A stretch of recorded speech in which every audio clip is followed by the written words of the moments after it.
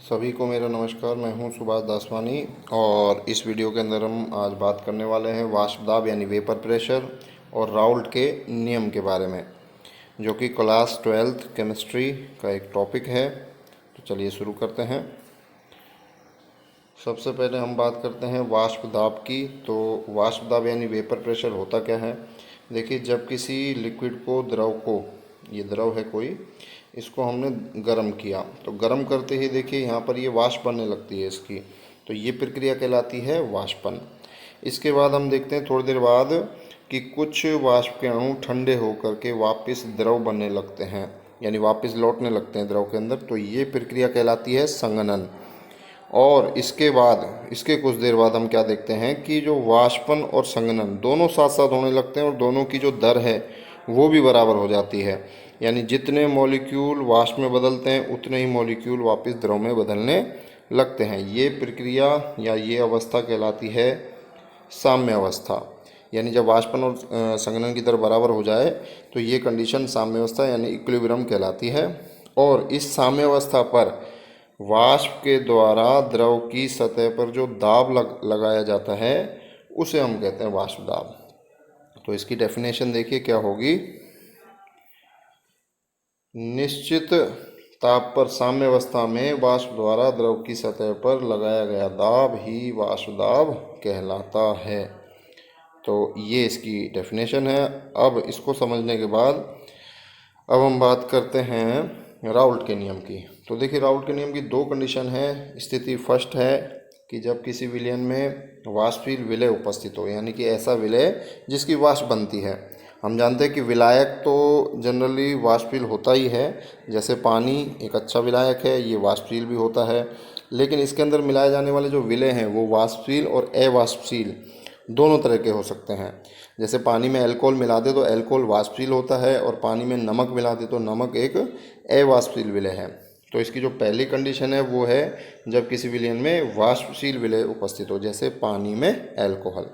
तो इस कंडीशन में देखिए क्या होगा, वाष्पशील अवयव का जो आंशिक वाष्प दाब होगा वो उस अवयव की मोल भिन्न के समानुपाती होता है।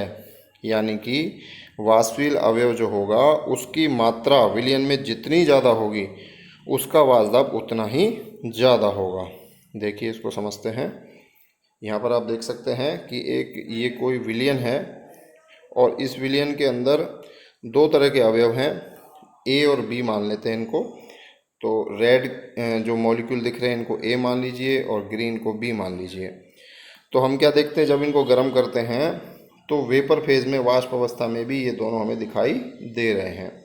तो ये जो वाष्प बनी है तो इस वाष्प के अंदर वाष्प के द्वारा जो दाब लगेगा वो किस हिसाब से लगेगा, कौन सी वाष्प ज़्यादा दाब लगाएगी, जिसकी मात्रा द्रव में ज़्यादा होगी, यानी जिसकी मोल भिन्न ज़्यादा होगी उसके द्वारा लगाया गया दाब भी ज़्यादा होगा। इसको मैथमेटिकली इस तरह से समझ सकते हैं। देखिए, सपोज कीजिए ए और बी दो तरह के अवयव हैं हमारे पास किसी विलयन में। ए को विलायक मान लीजिए, बी को विलय मान लीजिए। तो P A proportional to X A. P A का मतलब है कि ए का आंशिक वाष्प दाब, यहाँ पर आप देख सकते हैं। तो पी ए जो है वो प्रोपोर्शनल होगा एक्स ए के, यानी उसकी मोल भिन्न के, ए की मोल भिन्न के। अब प्रोपोर्शनल साइन हटाते हैं तो यहाँ देख सकते हैं पी नॉट ए एक कांस्टेंट आता है। पी नॉट ए क्या है, ए का शुद्ध वाष्प दाब, यानी कि जब ए शुद्ध अवस्था में है उसके अंदर कोई और मॉलिक्यूल और विलय उपस्थित नहीं है, शुद्ध अवस्था में है वो, तो उस कंडीशन में जो उसका वाष्प दाब होगा वो कहलाएगा पी नॉट ए। इसी प्रकार यहाँ पर अपन ने पी बी के लिए भी देख लिया। पी यहाँ पर बी का मतलब है वो विलय, यानी कि जो वाष्पशील विलय है उसका जो आंशिक वाष्प दाब होगा वो उसकी मोल भिन्न के समानुपाती होगा। यहाँ से भी समानुपाती हटाने पे पी नॉट बी, और पी नॉट बी वही है बी का शुद्ध वाष्प दाब। तो इस तरह से ये मैथमेटिकल वे में हमने देख लिया है। इसके बाद आगे देखिए, P equal to P A plus P B. यहाँ पर P क्या है, कुल वाष्प दाब है, पूरे विलयन का वाष्प दाब है, वो A और B दोनों के वाष्प दाब के टोटल के बराबर होगा। यहाँ पर आप ग्राफ भी देख सकते हैं कि जब A की मोल एक्स ए इजकल टू 1 और एक्स बी 0 है तो इस कंडीशन में देखिए पी नॉट ए ये मैक्सिमम होगा। इसके बाद जैसे जैसे बाएं से दाएं चलते हैं तो ए की मोल भिन्न तो हो रही है कम, तो ए की मोल भिन्न कम होगी तो ये ग्राफ भी नीचे की ओर आता है, यानी कि वाष्प दाब में कमी होने लगती है। इसी प्रकार बाएं से दाएं हम देखते हैं कि बी की मोल भिन्न बढ़ रही है, 0 से बढ़ते बढ़ते यहाँ पर देखिए 1 हो गई, यानी कि बी की मोल भिन्न बढ़ रही है, तो इसका वाष्प दाब, बी का वाष्प दाब है वो भी बढ़ेगा। तो इस तरह से ग्राफ बढ़ता हुआ हमें दिखाई दे रहा है।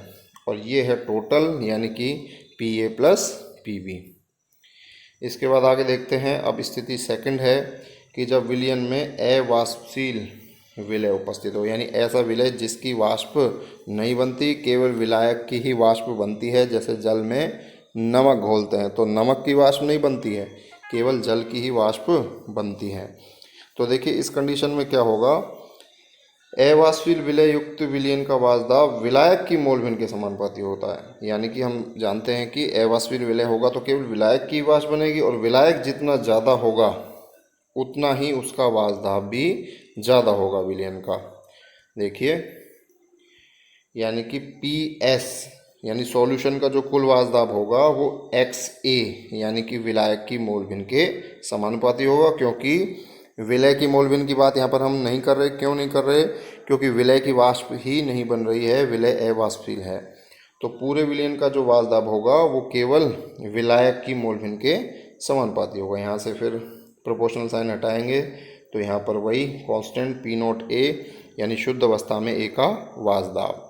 तो इस तरह से ये मैथमेटिकल फॉर्म के अंदर राउल्ट का नियम हमने देख लिया है। वीडियो को लाइक करें, शेयर करें और सब्सक्राइब करें। धन्यवाद।